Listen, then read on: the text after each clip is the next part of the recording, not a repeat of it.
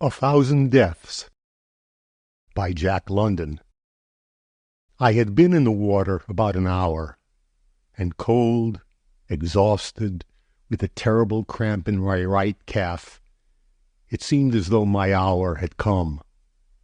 Fruitlessly struggling against the strong ebb tide, I had beheld the maddening procession of the waterfront lights slip by. But now I gave up attempting to breast the stream, and contented myself with the bitter thoughts of a wasted career now drawing to a close. It had been my luck to come of good English stock, but of parents whose account with the bankers far exceeded their knowledge of child nature and the rearing of children. While born with a silver spoon in my mouth, the blessed atmosphere of the home circle was to me unknown. My father, a very learned man and a celebrated antiquarian, gave no thought to his family, being constantly lost in the abstractions of his study, while my mother, noted far more for her good looks than her good sense, sated herself with the adulation of the society in which she was perpetually plunged. I went through the regular school and college routine of a boy of the English bourgeoisie, and as the years brought me increasing strength and passions, my parents suddenly became aware that I was possessed of an immortal soul, and endeavored to draw the curb. But it was too late. I perpetrated the wildest and most audacious folly, and was disowned by my people, ostracized by the society I had so long outraged, and with the £1,000 my father gave me, with the declaration that he would neither see me again nor give me more, I took a first-class passage to Australia. Since then my life has been one long peregrination, from the Orient to the Occident, from the Arctic to the Antarctic, to find myself at last, an able seaman at 30, in the full vigor of my manhood, drowning in San Francisco Bay because of a disastrously successful attempt to desert my ship. My right leg was drawn up by the cramp, and I was suffering the keenest agony. A slight breeze stirred up a choppy sea, which washed into my mouth and down my throat, nor could I prevent it. Though I still contrived to keep afloat, it was merely mechanical, for I was rapidly becoming unconscious. I have a dim recollection of drifting past the sea wall, and of catching a glimpse of an upriver steamer's starboard light. Then everything became a blank. I heard the low hum of insect life, and felt the balmy air of a spring morning fanning my cheek. Gradually it assumed a rhythmic flow, to whose soft pulsations my body seemed to respond. I floated on the gentle bosom of the summer's sea, rising and falling with dreamy pleasure at each crooning wave. But the pulsations grew stronger, the humming louder, the waves larger, fiercer. I was dashed about on a stormy sea. A great agony fastened upon me. Brilliant, intermittent sparks of light flashed athwart my inner consciousness.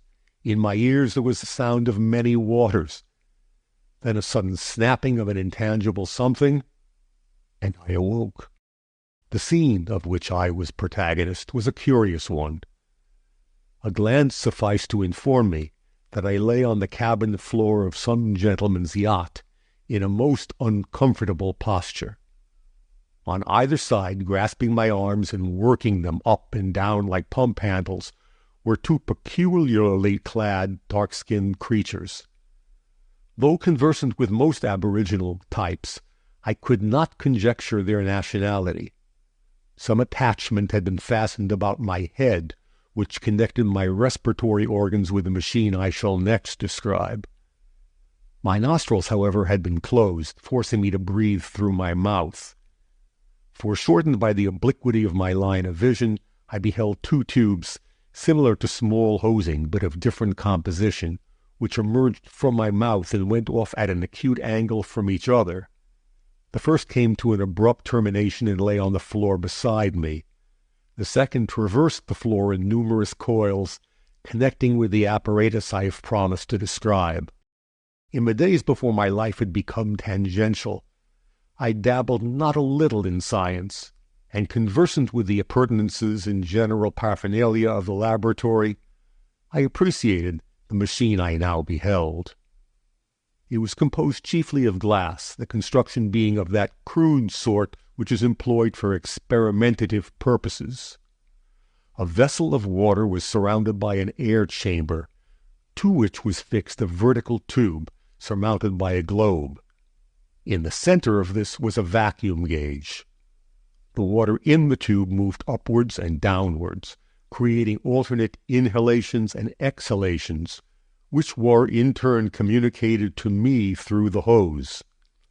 With this, and the aid of the men who pumped my arms so vigorously, had the process of breathing been artificially carried on, my chest rising and falling, and my lungs expanding and contracting, till nature could be persuaded to again take up her wonted labor.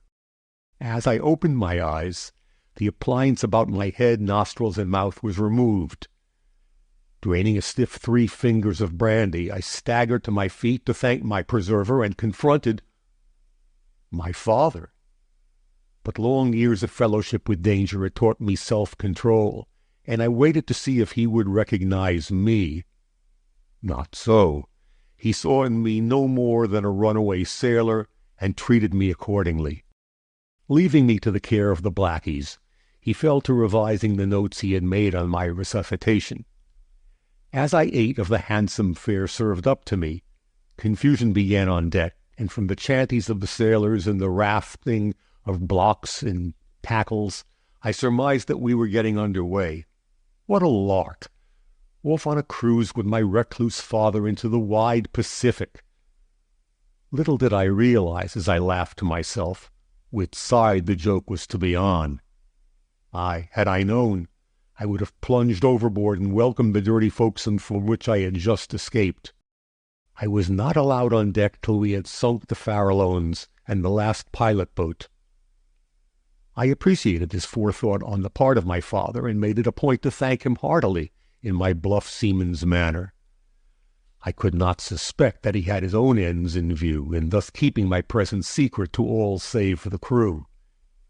He told me briefly of my rescue by his sailors, assuring me that the obligation was on his side, as my appearance had been most opportune.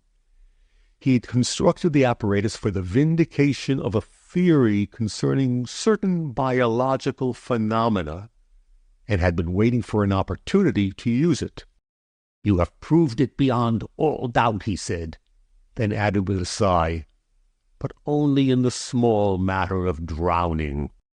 But, to take a reef in my yarn, he offered me an advance of £2 on my previous wages to sail with him, and this I considered handsome, for he really did not need me. Contrary to my expectations, I did not join the sailors' mess forward, being assigned to a comfortable stateroom and eating at the captain's table.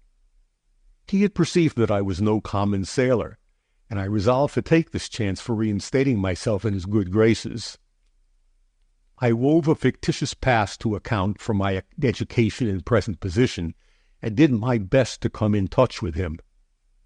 I was not long in disclosing a predilection for scientific pursuits, nor he in appreciating my aptitude.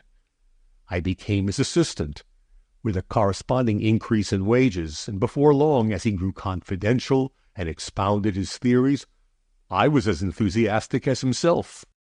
The days flew quickly by, for I was deeply interested in my new studies, passing my waking hours in his well-stocked library, or listening to his plans and aiding him in his laboratory work. But we were forced to forego many enticing experiments, a rolling ship not being exactly the proper place for delicate or intricate work. He promised me, however, many delightful hours in the magnificent laboratory for which we were bound. He had taken possession of an uncharted South Sea island, as he said, and turned it into a scientific paradise. We had not been on the island long before I discovered the horrible mare's nest I had fallen into. But before I describe the strange things which came to pass, I must briefly outline the causes which culminated in as startling an experience as ever fell to the lot of man. Late in life, my father had abandoned the musty charms of antiquity and succumbed to the more fascinating ones embraced under the general head of biology. Having been thoroughly grounded during his youth in the fundamentals, he rapidly explored all the higher branches as far as the scientific world had gone, and found himself on the no-man's land of the unknowable. It was his intention to preempt some of this unclaimed territory, and it was at this stage of his investigations that we had been thrown together.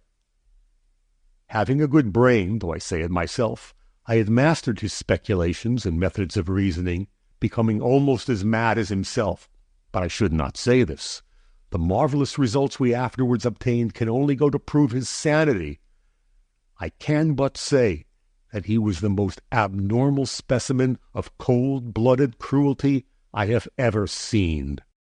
After having penetrated the dual mysteries of physiology and psychology, his thought had led him to the verge of a great field for which, the better to explore, he began studies in higher organic chemistry, pathology, toxicology, and other sciences and sub-sciences rendered kindred as accessories to his speculative hypotheses.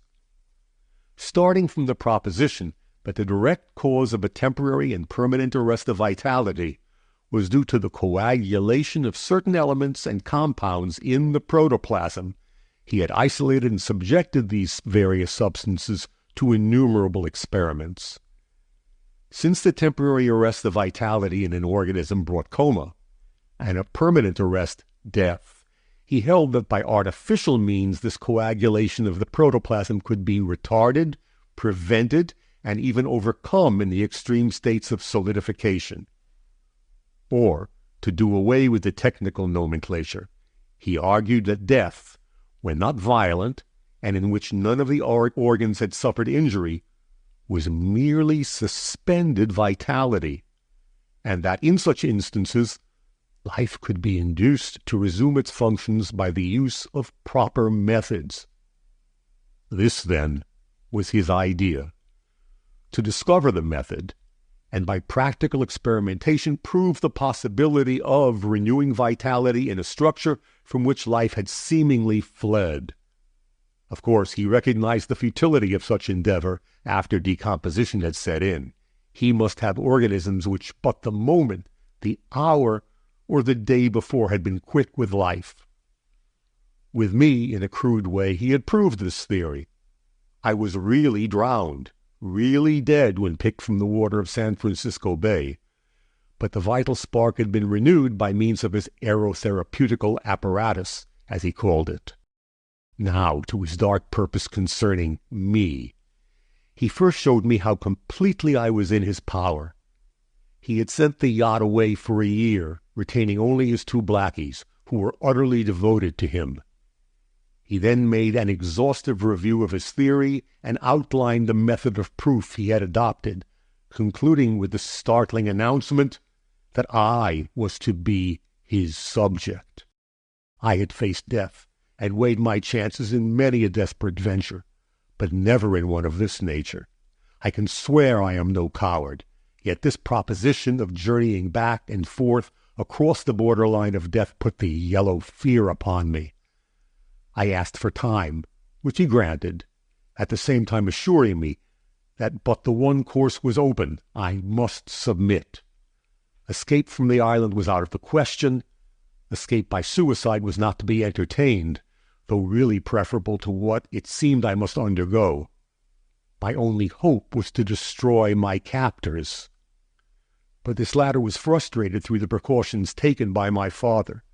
I was subjected to a constant surveillance, even in my sleep being guarded by one or the other of the blacks. Having pleaded in vain, I announced and proved that I was his son. It was my last card, and I had played all my hopes upon it. But he was inexorable. He was not a father, but a scientific machine. I wonder yet had it ever come to pass that he married my mother or begat me, for there was not the slightest grain of emotion in his make-up. Reason was all in all to him, nor could he understand such things as love or sympathy in others, except as petty weaknesses which should be overcome.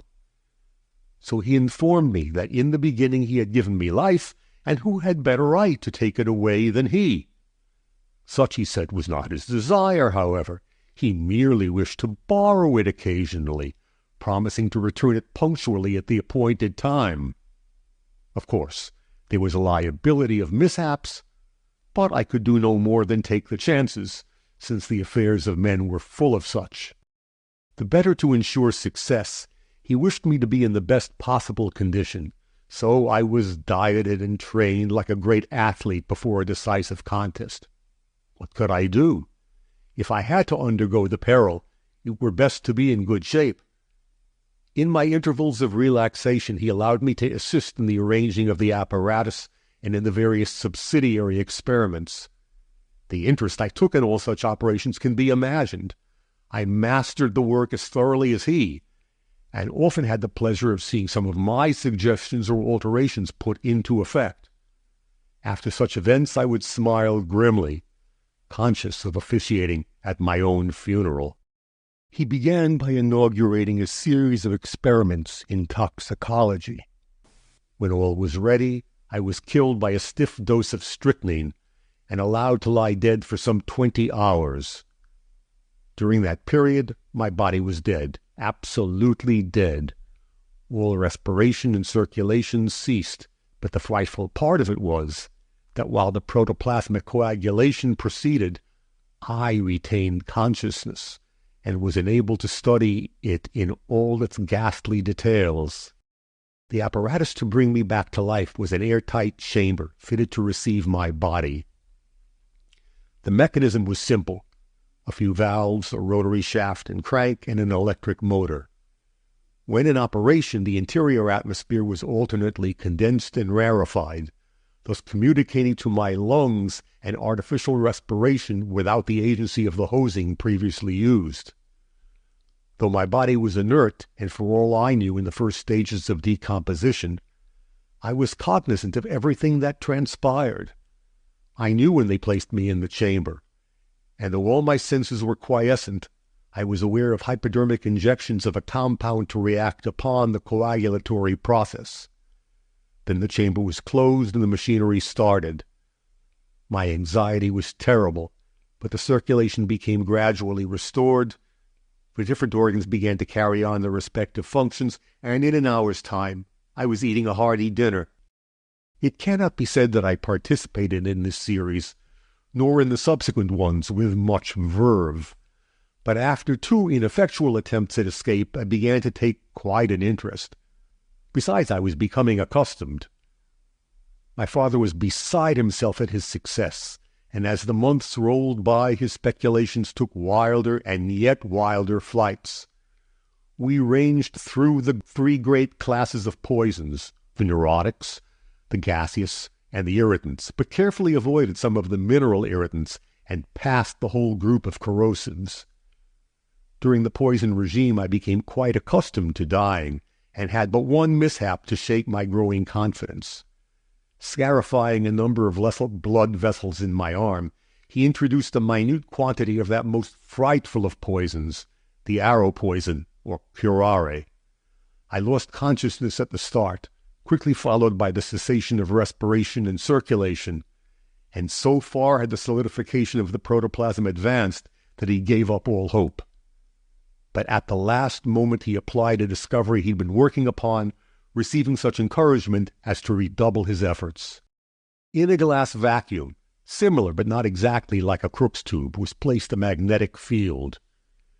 When penetrated by polarized light, it gave no phenomena of phosphorescence, nor the rectilinear projection of atoms, but emitted non-luminous rays, similar to the X-ray.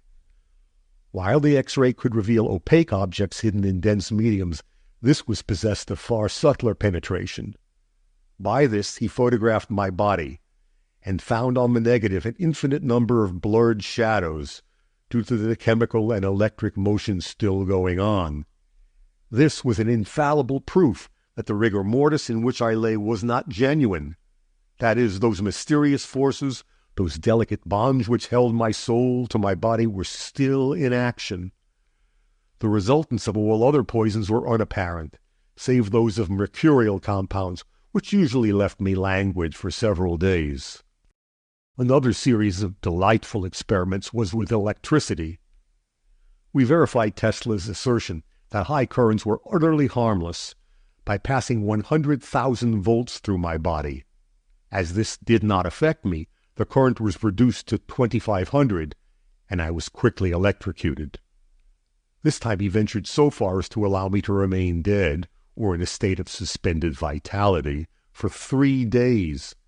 It took 4 hours to bring me back. Once he superinduced lockjaw, but the agony of dying was so great that I positively refused to undergo similar experiments.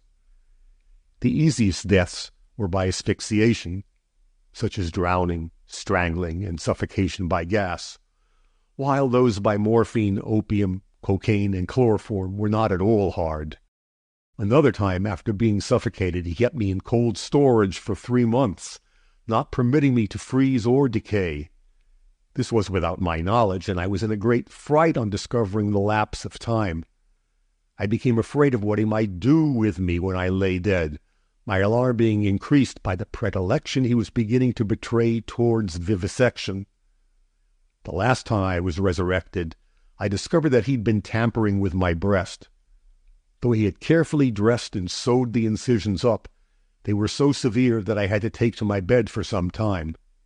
It was during this convalescence that I evolved the plan by which I ultimately escaped. While feigning unbounded enthusiasm in the work, I asked and received a vacation from my moribund occupation. During this period I devoted myself to laboratory work, while he was too deep in the vivisection of the many animals captured by the blacks to take notice of my work. It was on these 2 propositions that I constructed my theory. First, electrolysis, or the decomposition of water into its constituent gases by means of electricity, and second, by the hypothetical existence of a force, the converse of gravitation, which Astor has named apergy.